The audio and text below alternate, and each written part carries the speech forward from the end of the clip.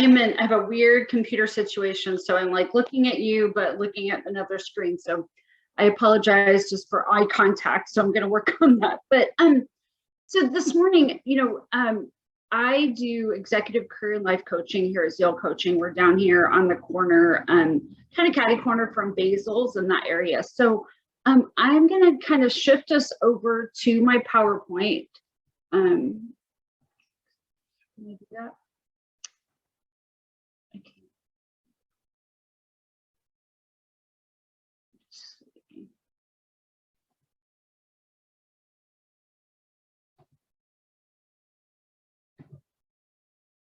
Can you all see that? Can you see that? We can, yeah. Okay. So it is in like, yep. Okay. There we go. Okay, better. All right. So today, I work with college and high school kids to try to figure out career exploration choices from the beginning, working with adults in life and career transition. And I'll also work with leaders and teams in my practice. And so today I wanted to kind of marry two parts of that work. I've been working a lot with people in this big career transition time where everyone is reinventing or reshuffling or whatever, resignation. We're talking about the resignation kind of thing that's going on in the world. And it is a real thing. It's not like something just media is picking up to talk about. It is a real thing. And I think people are having a lot of time at home and to kind of reevaluate and rethink about what they want. But I wanted to obviously talk to you about, on a normal day, those things are happening before COVID and all the different things that are happening in the world. But I wanted to talk to you today just about what those silent signals are. How do you come around them? How do you kind of win people back, and are you consciously thinking about that? So that's what we're going to talk about today. So the first one, I just want to share 4 quick case studies or whatever of people that we're seeing now. One girl I have, and this won't be a surprise, she is a director at a health clinic in a larger city, and I'm not using names because it may be local, it may be whatever, but this one is not in town. So, but very, very stressful situation anyway. She works at like a free health clinic in the city. And what's happening for her is she's losing a lot of folks. COVID, of course, was a huge issue with people being out and ill and sick and things like that. But what's the most stressful part of all of it is not being able to give patients the quality of care. And she is actively looking, although she gets paid very well for her position, she is actively looking for a career, a new job. And because of the stress of it, because she can't kind of balance all of that. So that's one case study. Then there's John, who is a higher level internal consultant for business. And when the companies went to COVID, he went on furlough because of his position, not kind of being essential at the time. And his furlough lasted a really long time. And his boss actually fought for him to come back, needed and valued him personally. But during that time, he had really convinced himself that the business itself didn't value him. So he is now at a new position, getting paid more money. He doesn't have as much responsibility or as much stress. And that choice was a really good one for him, but a huge loss for the business that he worked for. The third one is Alice, who she is a very, very talented social media person for a larger company. And she is, this amazing light, young talent, going places. You can tell she's just really a go-getter. And what happened is she really started to look around as things got slower. She started getting recruited by other businesses. She started realizing she could work remotely, but work for a company out of Atlanta. And so it's interesting that she shifted over to this company because she was going to make more money. She could continue to work remote. she could continue to have kind of her lifestyle. And it was a huge win for her. But again, it's not necessarily a huge win for our local businesses that she left, right? And so we're watching people get pulled in all these different ways. And then the last one is Pam. And Pam just graduated from her major. She started working, and then she has gotten less and less hours as she's started to work, and trying to like pick up enough extra business so that she can, live her lifestyle. And so what's happening for her is she is starting to like move away from the career that she actually just finished her master's in, and starting to look for other alternatives. She's looking around and going, why are they making that much money working at home and I'm killing myself, but I can't get enough hours and I spent all this time. And she's needing to pay back her college loans. So there's all these different reasons why people are starting to look and starting to quit their jobs and starting to change careers, change companies, change cities, doing all of those things, and to really think about what those are for people. And I don't think that we can define them specifically for all these different reasons, okay? So why do people leave though? Like, what is like kind of that underlying thing? If every person has their individual wants and desires, why do people leave, and how do we address it kind of as HR or business owners or business leaders in an organization? And I kind of put it down to these 4 things, okay? People leave because they don't feel valued. Now that can be, monetarily, but it also could be very intrinsically, right? If people leave because they're not making enough money, that's one way of people be valued. The other way is if they were already struggling with their boss, or they were already kind of, not sure about the organization or something like that, they will leave because they don't feel like they're being valued as a person, they're being valued for their skill set, they're being challenged or giving more opportunities or whatever. So really, they are really thinking about not feeling just valued as a person. And that financial part is a part of that, okay? They're also relieving stress, right? So depending on what their job or responsibility was, and if they were flexible with kids and family and children and that kind of thing during COVID and when things were home and that type of thing, or they're just leaving the stress because the business has changed, whether it's like healthcare or supply chain issues or like restaurants and things like that, because we're just coming back into that. They're also rearranging their priorities, right? So people had time to sit at home, think about what they really wanted. They had time to look around, to, kind of investigate different opportunities. They are really starting to rearrange, how can I live my life? Tons of people are going freelance, tons of people are opening their own businesses and that kind of thing. And so they're really trying to think about how do they rearrange those priorities. And then the other part is that people realize I was bored. I need a new challenge. I need something different. And they're starting to like shift in a direction that either they're niching into or they want more experience in, or a totally new different kinds of opportunities. So it kind of makes you think, how do we address these and how do we connect with these? Because here's the problem, right?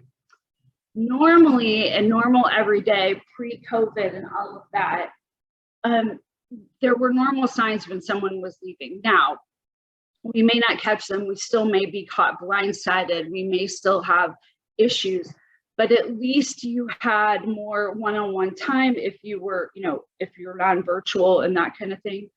But generally, these are kind of the normal signs. It's almost like signs of breaking up, like you're going to break up with somebody. It's that idea. And so the first one is really thinking about people start getting quiet.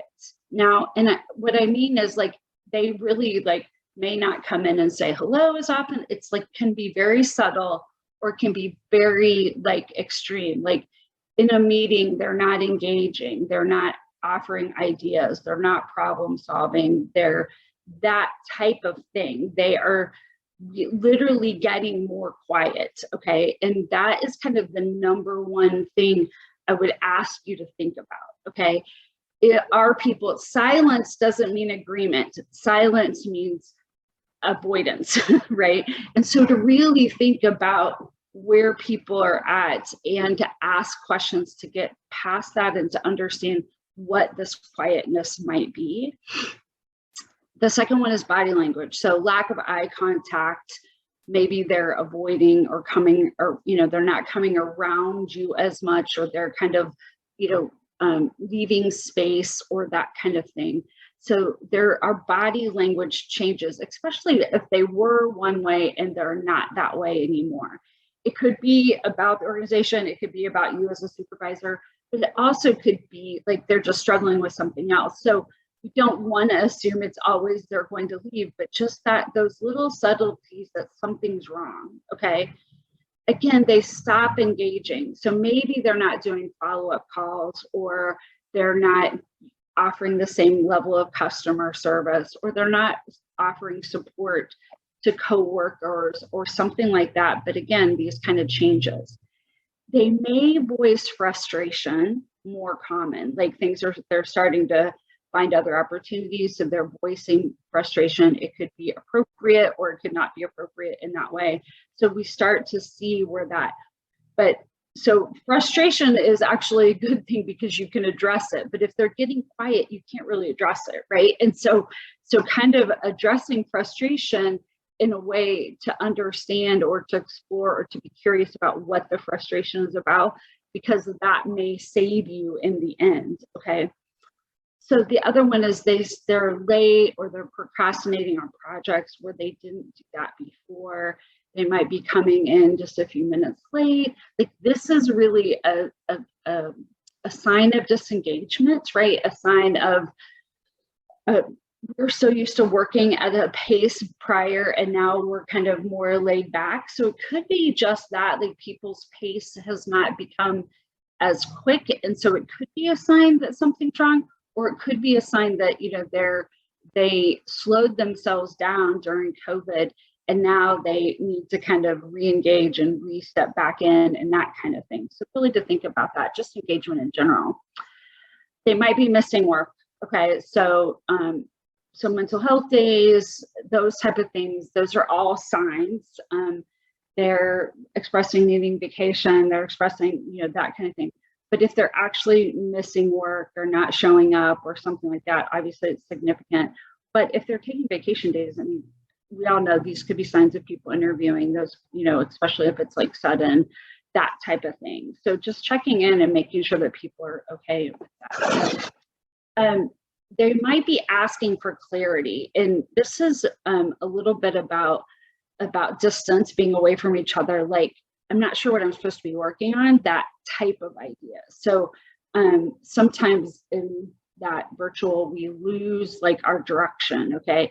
And so that idea of like just asking for clarity, maybe they're not paying attention as much, maybe they're not auditory, or they hate Zoom, or they do whatever, or that when they're in the office, they aren't tracking the conversations and kind of preempting maybe where they were before, like they were more proactive and that kind of thing, and maybe they're not. This could be a sign of it. And then the other one is like causing trouble. And I say that in like every possible way. Like maybe they're arguing or having a frustration with another coworker, maybe they're gossiping, maybe they're doing these kind of things where they didn't do that before. And that's kind of this disgruntledness type of thing sometimes. And they won't say it in the meeting, but they'll say it afterwards or whatever. But they're starting to kind of be that kind of a little bit of a troublemaker. And some of this is boredom, some of this is frustration, some of this is like maybe relationships or things like that are struggling, or they're not clear about what their goals or their priorities are supposed to be and that kind of thing. So those are like normal signs. But here's the thing, distance does not make the heart grow fonder. We don't get clarity in distance. Now, I am not opposed to like virtual teams and people working hybrid days, 2 days here and 3 days not, whatever, that kind of thing. I think that's all well and good. But I definitely think like when we go to email or texting from phone calls or in-person type of things, we are not as engaged as individuals or as a community. And so it's really important that you're thinking about how, as a leader or as a supervisor, business owner, or whatever, am I engaging my people? Am I building connection? Am I building community so that they know that you care about them, but also they know what their responsibilities and how to engage, especially with their team as well. So many people are living in kind of a silo-ish type of situation, right? There's a lot of depression. There's a lot of different like loneliness that's happening. And so that idea that we are fine in a virtual world, it seems fine, but I'm not sure that everyone is fine. And so that piece about continuing to connect is so critical. So here's the thing. People don't want to leave an organization. Generally, they don't want to shift jobs. It's a lot of work. It's a lot of frustration. Maybe it is like a grass is greener kind of thing, but they really don't want to leave. It's kind of a pain in the butt. So to really think about, oops, I have a typo there. Like if they're thinking about leaving, there is something pretty significant for them, okay? And when I have people come to me for coaching around, and if they're thinking about transition or they're struggling in their job or whatever, the number one thing I tell them is don't leave. Like I am actually very adamant about let's not leave. Let's see if this is salvageable. Let's see what we can do to like make the situation better for you. And really calling them to kind of step into owning their power and not feeling helpless. Okay. So the number one thing though is why they get to this point is because people are going to avoid conflict. We think the world is more conflictual right now, and it definitely is. But the employees that you want and you want to have around, they generally will avoid conflict. And so how do you help them come to this place where they can say what they're worried about, say what they're feeling, say what they're frustrated about? Because generally people are going to avoid conflict. They're going to do it to be polite. They're going to do it to be professional, but they definitely like don't want to hurt feelings. This is just a general array of the good people that you want to keep in your organization. So really to understand, they are afraid to ask for what they need, or they don't even know. Sometimes when I coach people, I'm like, did you ask? Did you tell them? And they're like, well, no, because of the third one, they think you should know, right? So this is something I say quite often. People cannot read your mind. You have to tell them what you need. Like, and especially if like the expectations or the way the mode of operation has always been one way, but you need something else, like you want a new challenge, you want whatever, they will think that they can't ask for what they need. Okay. And so I have younger clients who are more apt to do this, especially young women have become much more strong and confident and bold in asking for what they need, which is a good thing. But they also sometimes need to know that they need to grow into some of those opportunities. But I have one client who is, she's finishing a master's degree. She's worked at a company for 3 years. She's gotten more and more and more responsibilities. And she is primed to like move into another role in this company, but they don't see it for her. And so she is starting to look, right? So because she's actually asked for what she wanted or what she needed, and the company isn't recognizing it. So that's the next one is people don't feel heard. They may actually tell you what they need. They may actually request something, but they don't feel heard, okay? And they don't feel respected because a lot of us leaders, a lot of people are trying to like hold it together, okay? They're trying to keep the boat afloat. And meanwhile, people are getting frustrated, and we may not have time to pay attention to them, but we also need to pay attention to them or we're going to lose them. And now we have more on our plate. Okay. The other one is they feel helpless to change the situation. So if they have a frustration with a boss, or if the organization is set up in a specific way, they will start to understand that they can't change the situation. So that helplessness will send somebody over the edge to start looking, right? If they feel strong enough. If not, they'll stay at the position, but they'll just be kind of a disengaged or disgruntled type of person, okay?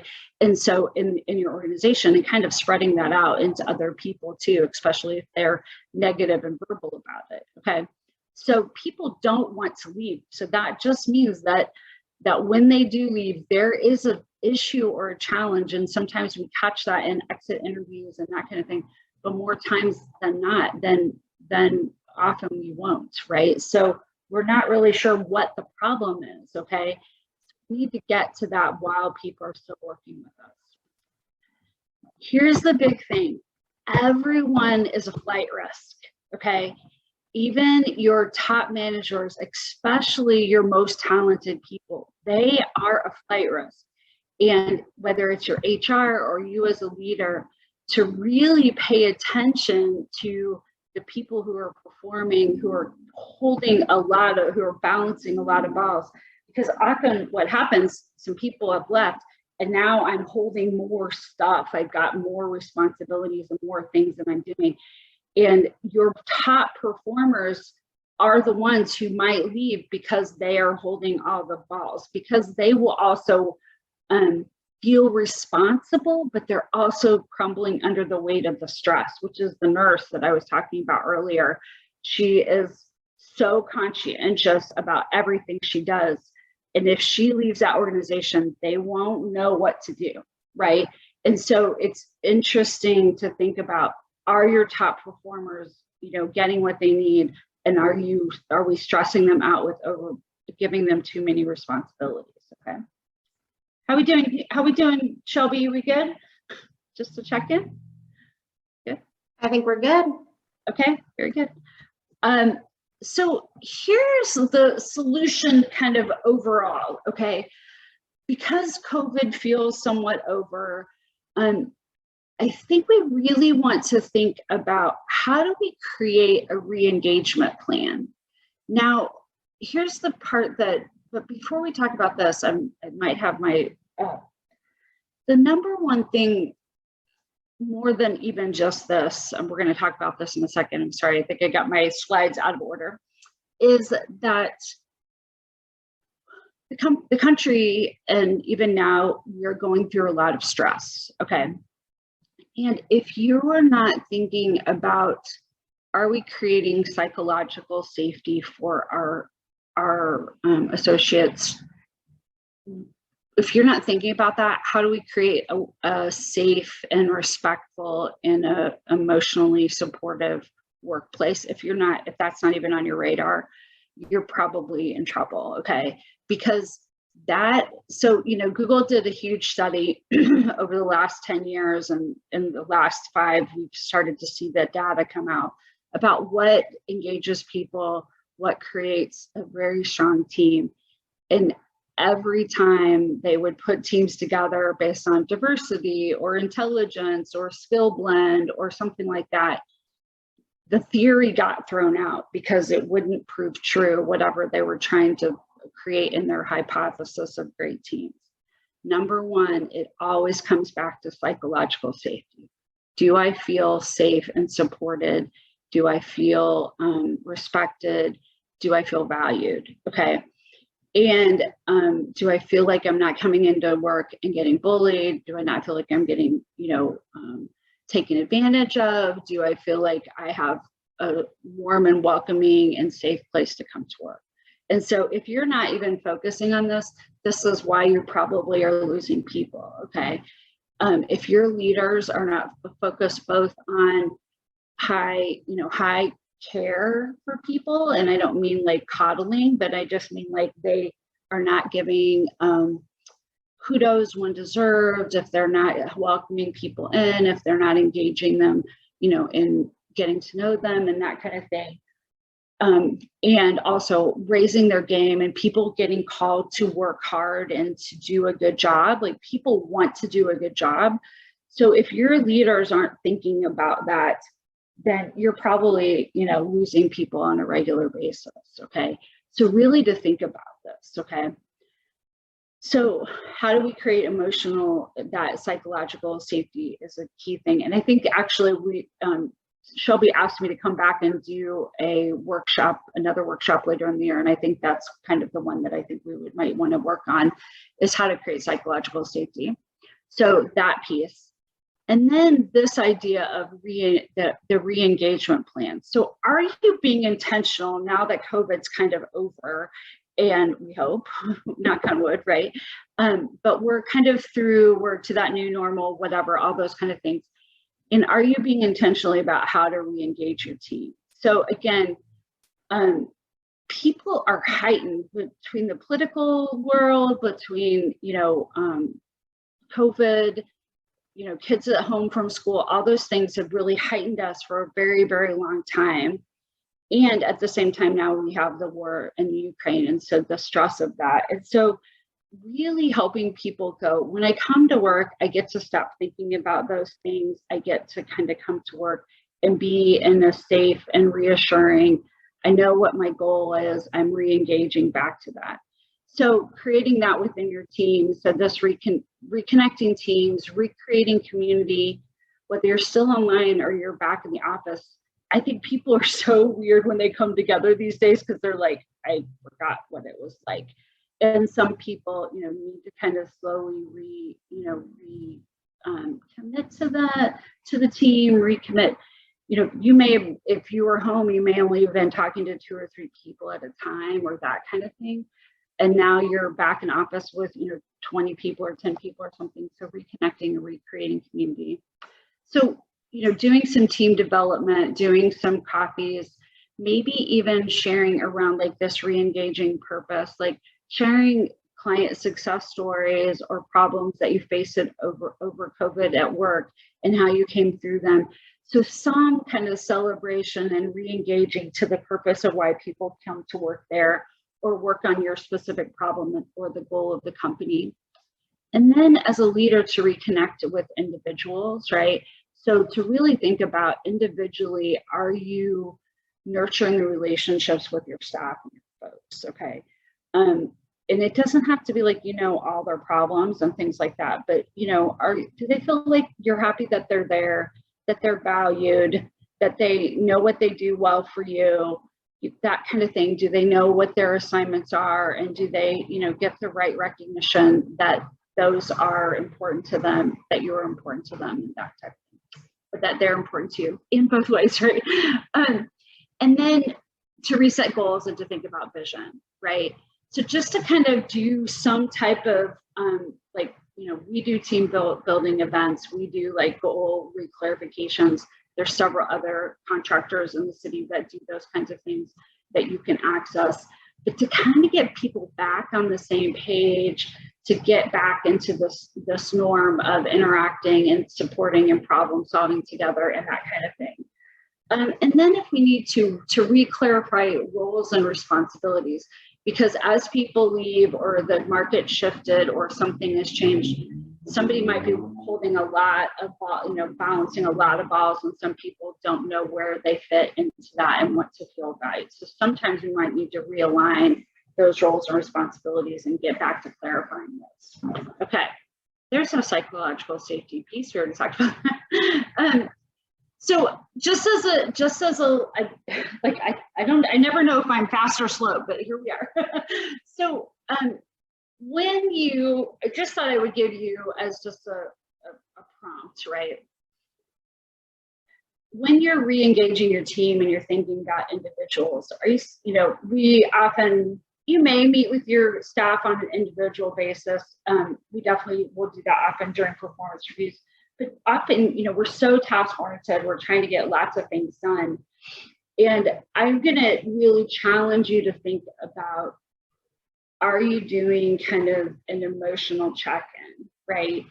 Are we kind of finding out where people are at and that kind of thing? And some people really cringe at this, like, I don't really know what people's issues are. I don't want to know what's going on for them, because if I ask them, they have to do something, and then that puts more responsibility on me and that kind of thing. But that is an investment. You need this investment in time and energy into your people. It doesn't cost you anything, okay?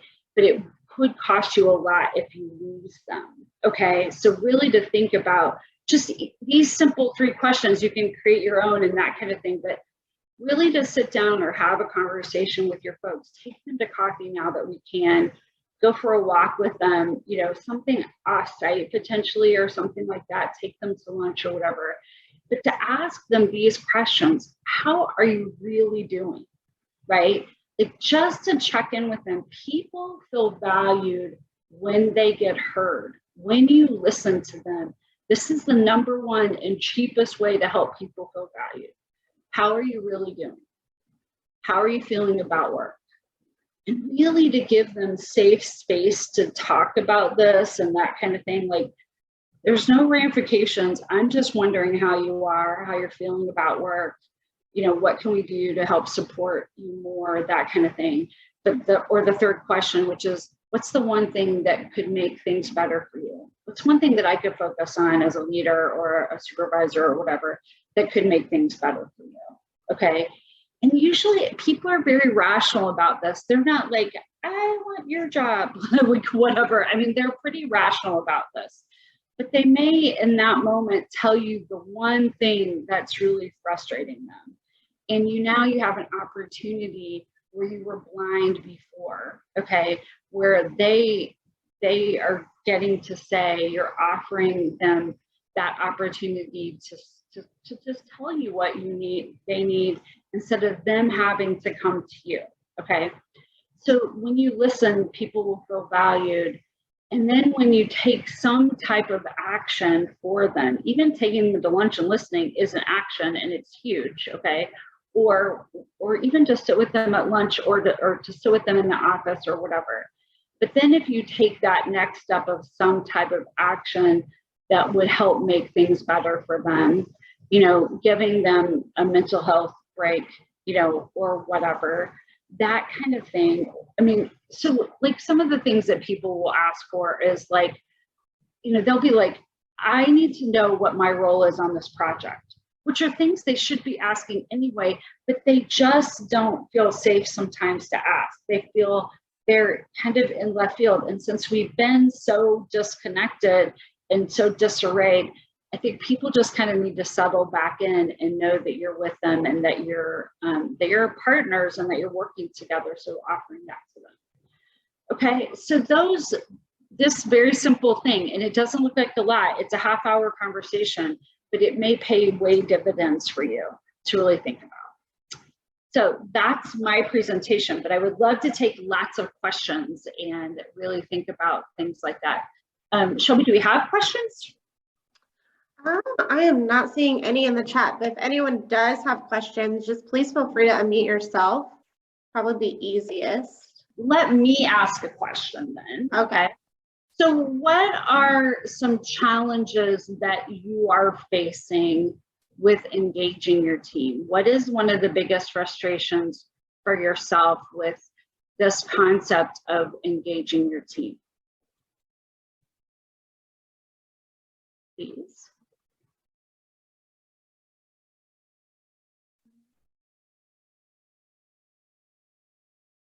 No? You asked a big question. I did? Okay. All right. Let's go back for just a second.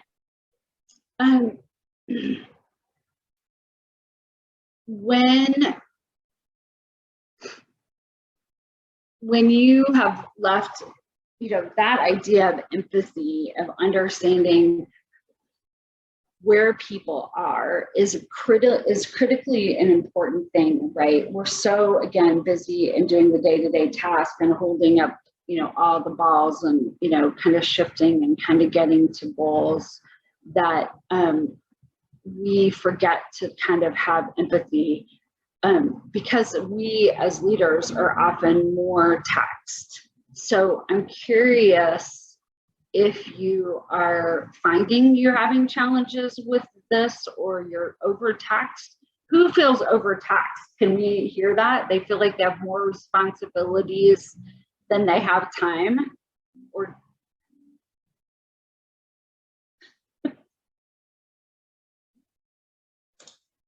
oh, there goes Jill. Jill, did you have something to say? Yeah, I wouldn't say that I feel like overtaxed in the fact that I have more responsibilities. I'm probably rare. But I mean, my biggest struggle is that with my recent career change, my whole team now is remote and Right. remote outside of my geographic region, like across the US and Canada. Okay. And previously I had a team that we might have been remote, but we were all in the Dayton area. So we still. And you knew them, right? You knew them, Jill. Yeah. So now, like, yes. Okay. Yeah. I mean, I established my relationships with them working in the office every day, face to face. Right. Right. So when COVID hit, there was a level of comfort there, but there was also, we still would like meet face to face, social distance, right? Like, and once or twice a month, at least try to be in the same room together. And so then you could see, like, I had a good feel for like body language or reactions, or like if they were being more quiet. And now with a new team where I'm completely spread out, like it's like my challenge is just trying to learn all that behavior and in a very different environment. Right. So Jill, how was your onboarding in your new role? Was that, because I think that part of it can be really critical. How was the onboarding where you're at now? I mean, information wise, good, but it was all virtual. And, big team onboarding. So not a lot of personable and, kind of establishing that get to know you. So it was much more to the point, get through the information, answer the questions, kind of like get back to work. Whereas I think if it would have been face to face, you'd have lunch, you'd have a coffee break, you'd have something, right?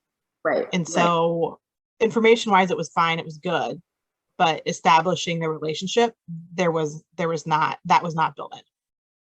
Yeah, it's so two things that are kind of interesting, and I'm curious if what your feedback about this is so some folks, I have one client who what their team is doing is they're like doing little PowerPoint decks about themselves, right? So they like it, but it's personal, right? Or something like that tells more about themselves, like here's my dog, here's my, and so each associate has like a PowerPoint deck, right? And so maybe at each meeting, someone's introducing that personally or something like that. Does that make sense? That's like just one, which kind of is, it's good, but it doesn't really create that relationship, right?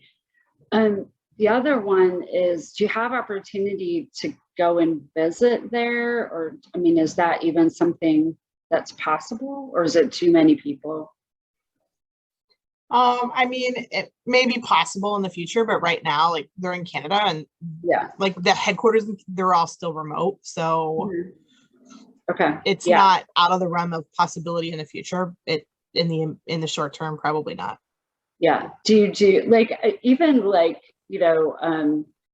like after hour cocktail hours, like, I mean, kind of like what we did in COVID, right? Like have some topic, I have a client who owns she owns a business where all of the associates sell for her. And she is like doing videos to them. They have, she sends them all a bottle of wine and a glass or something. And then they have like social hour or something like that, or something that they can do. I have one team right now, we've done strength finders with their team, and we've utilized that over and over again with their team. And we're doing a craft online, and I taught that to them, and then they're coming back and they're going to present their string finder craft in another one. Like, I mean, it takes more effort, but to kind of do some of that, what seems like kitschy, but it's a little more team building stuff, I think might be important, right? So, or, you know, their favorite meal or favorite, you know, whatever, all kinds of different things that you could do to kind of create community or connection. Does that seem ridiculous? I'm curious. No, not at all. It's, I mean, it's, I get, you know, like small steps to try to start to learn and understand the people more, so I can get to the point of if they are avoiding conflict, or, you know, if they are more quiet than usual, right? It's just getting to know them to understand some of those key details. Yeah, I have a client too who is an introvert, and she's a recruiter, and she gets on the calls with the recruiting team, and she can't get a word in edgewise, right? So we were totally problem solving with her about how she could engage. So she is like taking the notes and then sending them out afterwards or something like that during the meeting, so that she can, you know, kind of connect or, you know, and, you know, invite people. So, I mean, it may be some of that type of stuff too, you know, so to think about each individual and what they might need. So good. Thank you. Thanks. Thanks. Anybody else have a question or thought? Challenges? I think that's all we have today, Christy. I went very fast, so there we go.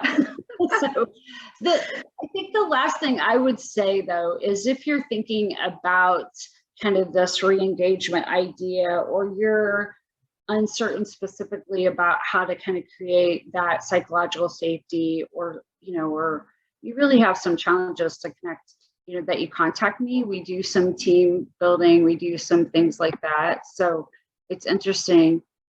So there is one question there. Do you see that? I'm just going to answer those.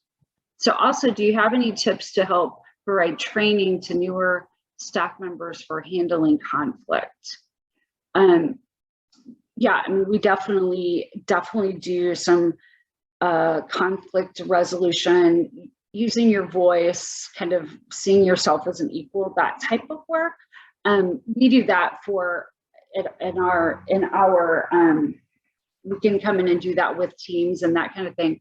But just to think about how, like, really encouraging them to do one-on-one conversations with each team member, that kind of onboarding type of stuff, where they have specific questions or something that they have to share with each team member to start to establish those relationships and teaming, if that answers your question, Gina.